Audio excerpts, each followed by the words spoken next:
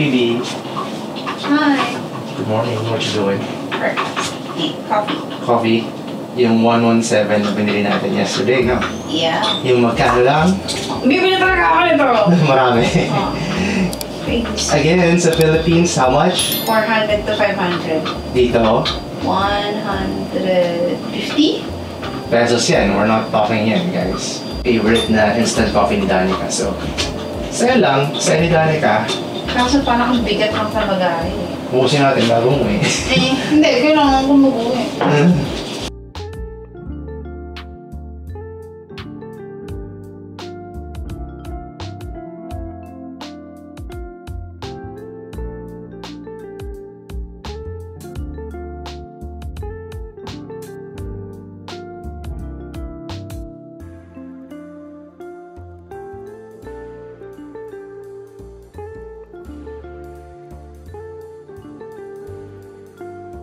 Morning! Good morning, guys. Day 2. Kagabi, before going back to hotel, bumili lang kami ng breakfast sa Konbini and supermarket malapit dito. And yan, yun ang kakain namin ngayon para medyo tipid.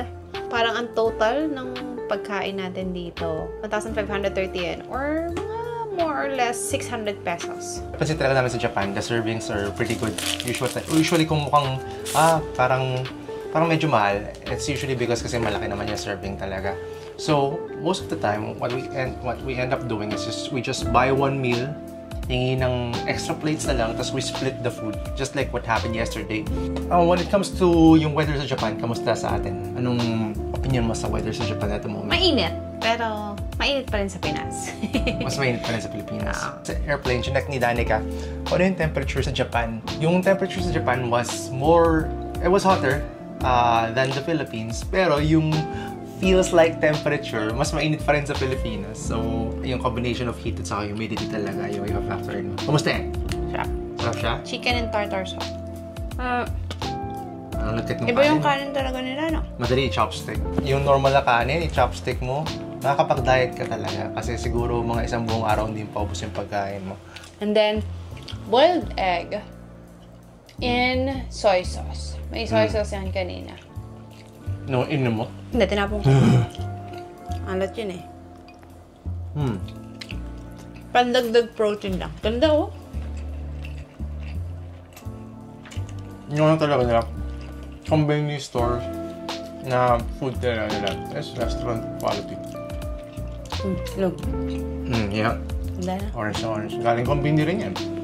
Anyway, what's the plan today?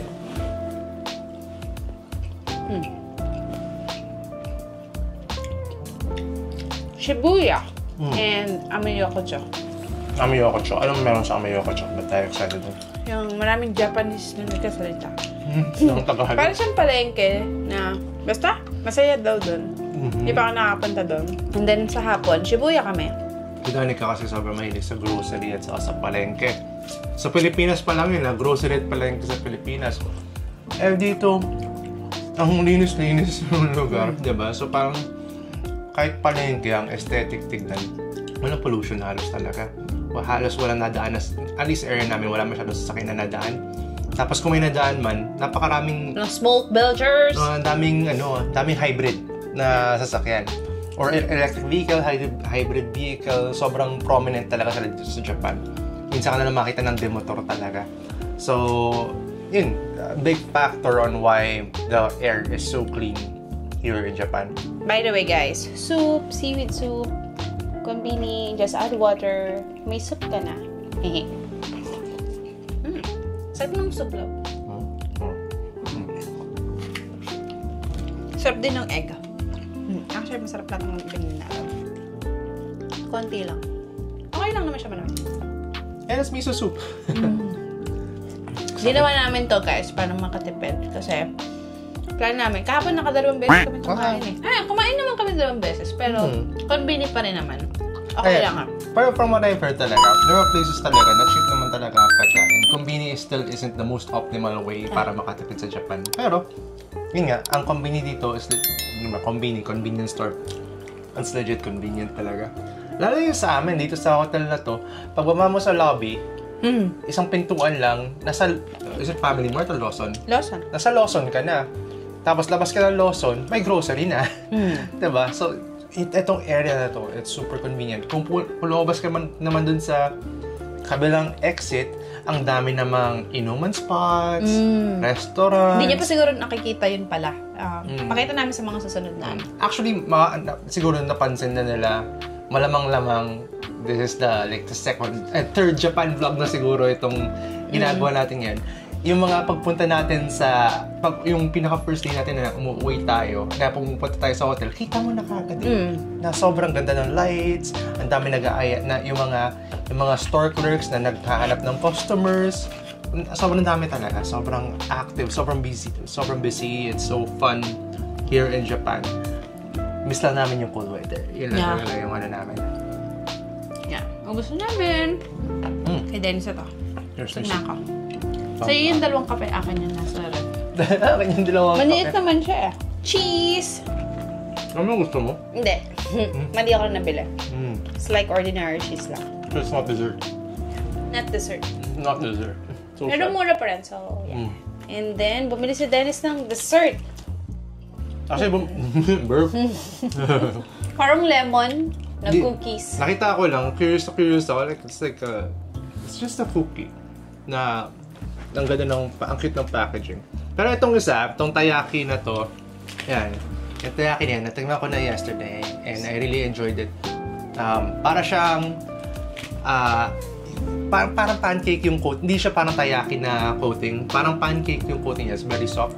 Tapos yung kung may pancake na specific kung ano, yung pancake ng Pancake House. Tapos lagyan mo ng konting mochi yung consistency niya. Tapos yung love is custard. I really enjoyed it. Sobrang good na good ako nang kinain ko yan. Happy ka? Dito? Oo. Ako din. Ano? Magkano to? 600. So, Times 0.4. 200 something. Oh, pwede yun. Dalawa na tayo, no? Tsaka ang dami ng rice nila. In good quality. Try the egg! Nga pala. That feeling ko. Madami.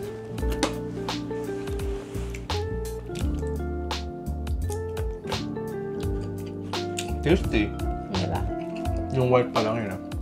In soy sauce kasi, parang nag-penetrate na. This one is from Family Mart, no? Losod ko talaga. Awesome pala. Sulit. For 600 pesos. For 2. Very. Oh, sarap mag-miss sa pagbusog. Dalawang kopitan. Okay, pero maliit lang naman yung baso. Yung slow drinking of coffee lang talaga sila. Kasi nasanay tayo sa kultura na I need like a big of coffee na kailangan iinumin ko ng sobrang bilis. Parang they don't chill with it. Parang nakalimutan na mag-chill sa kape.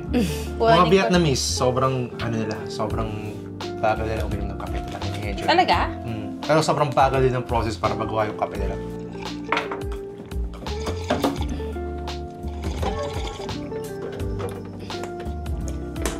How's the coffee? Sup? Yan yung coffee, Danica. My favorite coffee. Sige nga, pronounce it nga, read it nga. Ano yan? Uchi Cafe. Yun yung maker. Anong siyang klase? Cafe ole? Cafe Olait. Mapanglait. Mapanlait na kape. Unsweetened na nga. Hindi na nga matamis. Mapanglait pa. I remember that joke. It's my joke. My joke! See, I remember Copyright. things. Kape mapanlait. Unsweetened na. Bagay na bagay kay Danica. Sa tuchila mo. I don't know what it is. Pero tayo natin. Bango. Babe, sobrang lemon ng amoy. It's so lemony. Parang gusto ko nandito kapag kumakat. Parang ito gusto ko unang tumigil nito ha. What are you doing? May jabs ka ba? Hindi, naghuhugas. Ng puwet? May artificial lemon. Harap. Magkano to? Oo, nasa iyo resibo, di ba?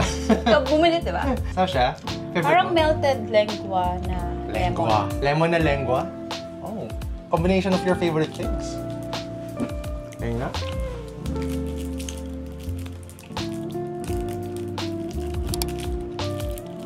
Diba? It's good. Sarap talaga sa Japan, no? Hindi siya pang kape. Pang tsaa siya. Tsaa. Tsaa. Gets naman. Ito yung klase na isa lang kailangan ko. Wow. Diet siya, guys. Hindi. Parang satisfied ka na. Hindi kasi the point naman talaga ng dessert, diba? Hindi mo naman kailangan mo kakabasog sa dessert, diba? You just need to get yung sweet tooth mo to get satisfied. So, But Dennis never satisfied sa chocolate. I mean, yeah. I guess that's just the nature of chocolate sa akin. Insatiable appetite. Kaya ko umubos ng isang malaking bag ng M&M's with nuts. With nuts din. Ako din, with nuts gusto ko. Yellow, favorite ba? Girl. Gusto na. White taiyaki. Pero parang, sabi ko kanina na ito yung paborito ko so far na dessert na ko dito sa Japan. Ay, maliban dun sa ice cream, of course, na may masarap na melon. Pero yung sa Tushi Lemon is like, curious tuloy ako magkano siya. Kasi parang napakapal din na. Favorite yun ni Dennis. Tapos kaya pala ganito, no? Hilaw pala. Kailangan pala i-oven. Pero joke lang. Stop. Recommend. This one is definitely filling. Anyway, naghahanda na si Danica for us to leave. Hahanda na rin ako in a bit. See you in the next cut. Hello, someone's looking really good. I'm not worthy. I'm not worthy.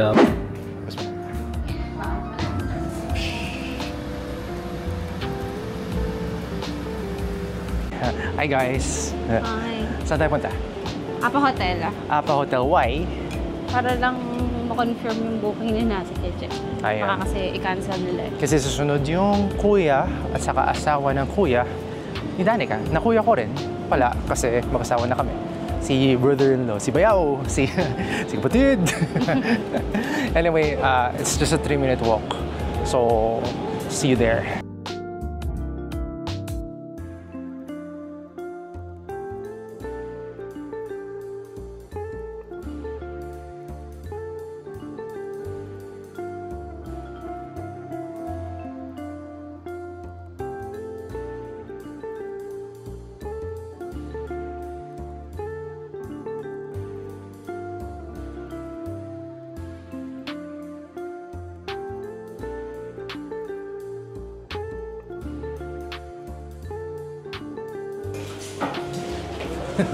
Parang struggle yan.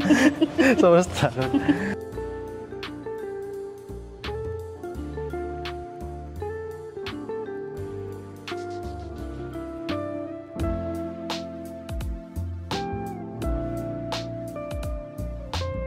Scent of leather.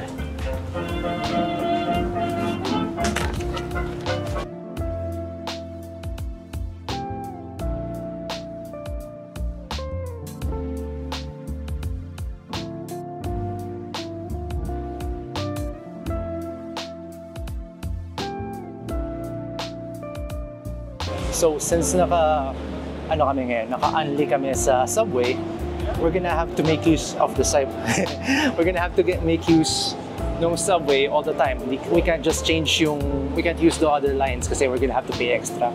According to the maps na tinitingnan ko, kailangan namin mag-Hibiya line going to Okachimachi to go to Ameyokocho. So, we're gonna use the Asakusa line, hanap ng intersection with Hibiya line to go there. So, wish us luck, guys.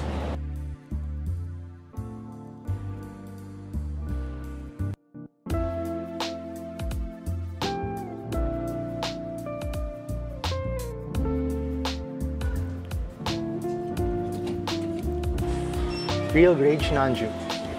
3,750 pesos. Okay, ABC card.